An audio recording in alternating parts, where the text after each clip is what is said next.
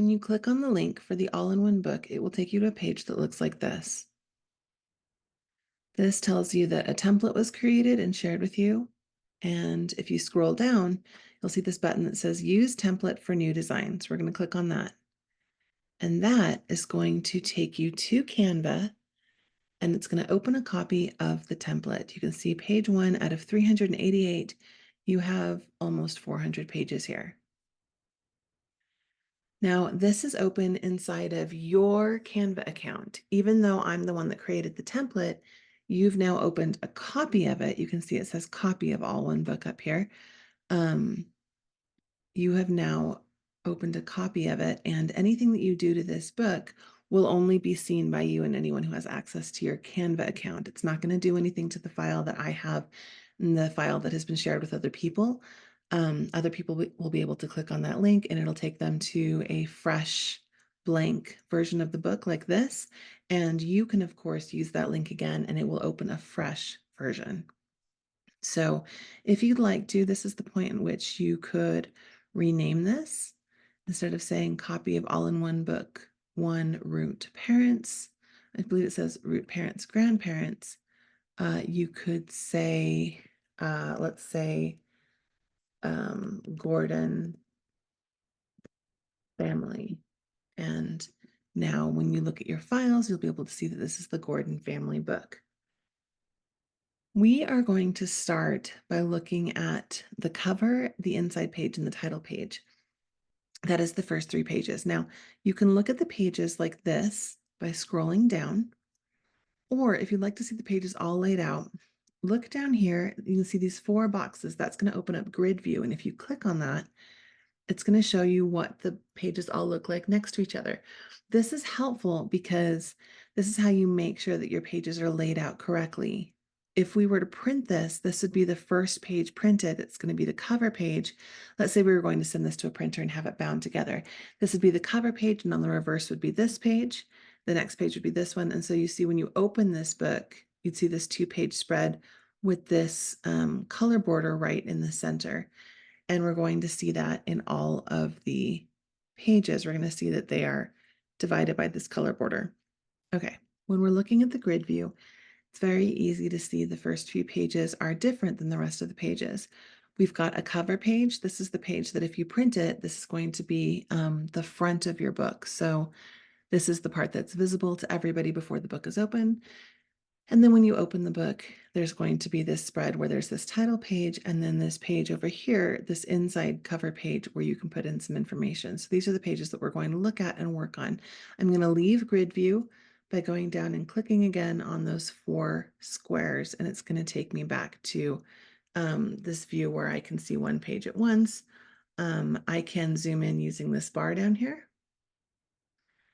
Little note, depending on whether or not you have a free or a pro account, you may actually see some different features. In this case, I am using a free account and I will only be able to use the things that are available to those who have a free Canva account.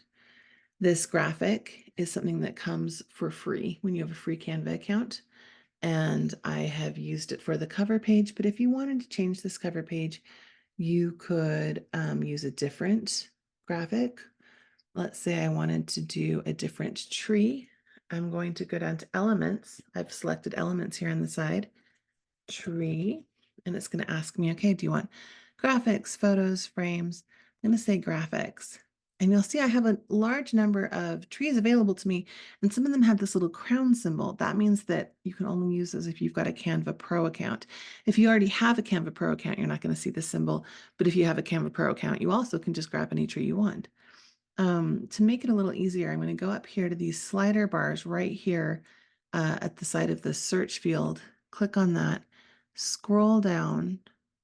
Oh, if you have a pro account, you're able to say that you only want to see free elements. Apparently, if you have a free account, you can't. So we're just going to have to do our best to ignore the crowns. Anyway, if I wanted to, I could pull in this tree instead. I think I'll actually have to erase this one. And then I could pull in this tree like this. I could resize it. It would look like that. But I like the other tree better, so we're going to undo that really quick. I'm going to go up to this reverse, reverse little arrow thing. I'm going to click it twice or a few times until I get back to what I wanted. Okay, so this is the cover page. Now you can select the text. You can change the font of the text. We could make it all sorts of different fonts, but I liked the font that we had originally. So again, I'm going to use that undo button, and I'm actually fine with the cover page as it is. But if you wanted to change things or add little elements, this is where you would do that. Coming down, you can see I've added some text here.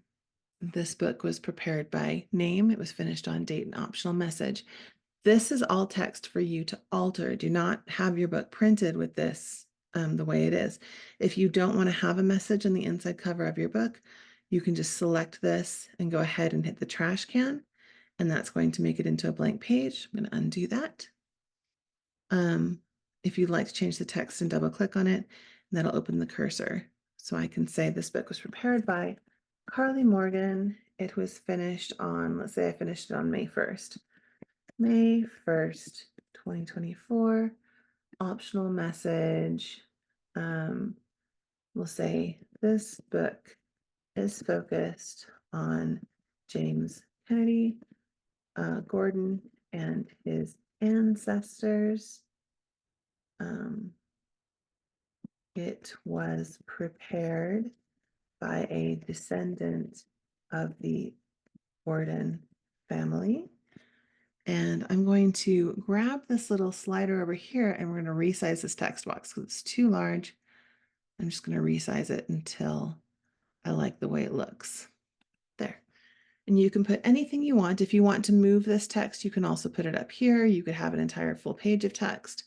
You could bring in other graphics. You could upload different photos and drag them over. Let's actually do that on the title page.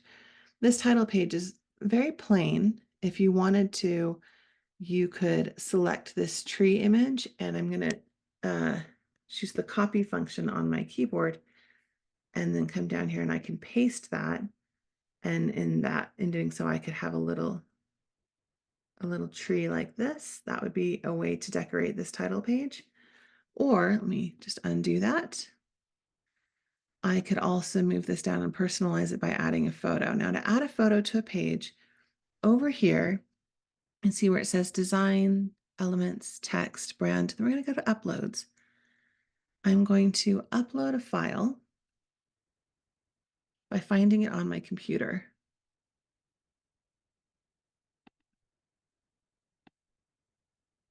I'll upload this family photo. You have to wait until this bar is finished and this little blue circle is gone. And I can just drag it straight over. Now, I'm going to do a couple of things. One, I'm going to double click on it, and that's going to open up the crop option. I'm actually going to crop this down to crop away this paper frame. You may wish to keep it, but I think this will look better without it. And then I can use my mouse to resize this image. And if I wanted, I could change the text to explain who is in this photo. This is a little difficult. I'm trying to center it, ignoring this colored bar, and the page is trying to get me to center it for the whole page, but I think it looks good there. I might move this over, and you can see Canva is now given me this helpful little line that it's going to snap to, and that's going to tell me whether or not it's centered with the image. So I could do that. I could grab both of these and I could just move them down here and center the whole thing. Another thing I could do is I could use a frame. If I go over into elements, and we're not going to look for a tree, I'm just going to go over to elements, and I'm going to scroll down, and you'll see I have frames. See all? Some of these frames might be premium, but actually it looks like most of them are available to me. We're going to go for basic shapes. These are all shapes that you can turn your photos into. I'm going to go with a classic circle. I'm going to drag this frame over. I don't put a photo in it yet. First, I'm going to decide how I want it to look. I mean, I could always adjust this after the photo goes in, but now it's a blank frame for me to drag a photo into. Going back to my uploads, this image that I've uploaded, I can now drag in. And if I double click on it, it's going to open up this little ghost image behind. And that is how I can adjust the size of the image so that it looks the way I want it to. We'll get as many people in the circle as we can. Not really possible to get everybody in, but let's say I wanted it to look like that. Then I hit done. And now I have a circle image if I wanted something a little more decorative. I could even, let's see, add another decorative element. You can add as many decorative elements as you want. Let's say I wanted to add a dried flower. Again, going back to elements, I'm going to say dried flower, and let's see what it comes up with. Okay, we've got some graphics, some photos. Let me see if I can find anything that doesn't have that crown symbol that I like. I think I like this one. So I drag this over. Oh, okay. And I can use the little, I don't know, circle arrows to resize. I can keep moving it over. Let's see. Or maybe I could even have it be a little bit on top of this photo. Maybe that would actually be a little bit fun. I mean, again, you're sort of just playing with your artistic inspiration at this point, but and maybe that's what I want the first title page of the book to look like. It's really up to you. But of course, if you just want to keep things simple, you can always delete everything if you get a little overwhelmed, and then you can just arrange the title page to look the way you want it to. And now we are ready to move on to the next pages in the book.